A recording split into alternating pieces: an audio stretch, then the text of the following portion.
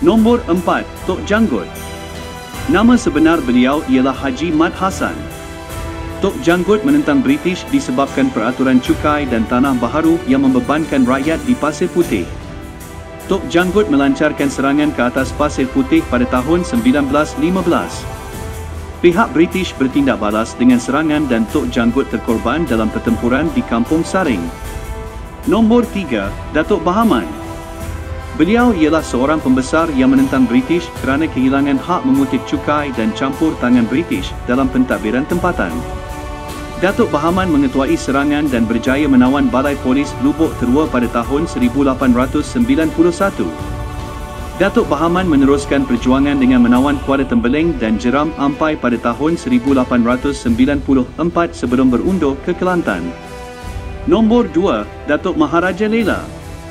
Beliau merupakan pembesar Melayu yang menentang campur tangan British dalam pentadbiran dan adat resa Melayu, terutamanya pengenalan sistem cukai baharu.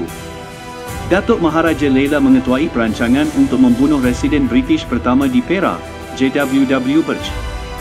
Pembunuhan itu berlaku pada November 1875 di Sungai Perak, Pasir Salah. Datuk Maharaja Lela kemudiannya ditangkap dan dijatuhi hukuman gantung pada tahun 1877. Nombor 1, Dol Said. Beliau ialah penghulu Naning yang menentang usaha British untuk meletakkan Naning di bawah kawalan mereka dan mengenakan cukai.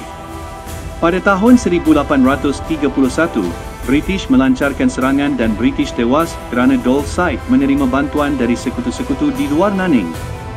Walau bagaimanapun, British menyerang semula pada tahun 1832 dan berjaya menewaskan Dol Said setelah beberapa sekutunya berpaling tadah.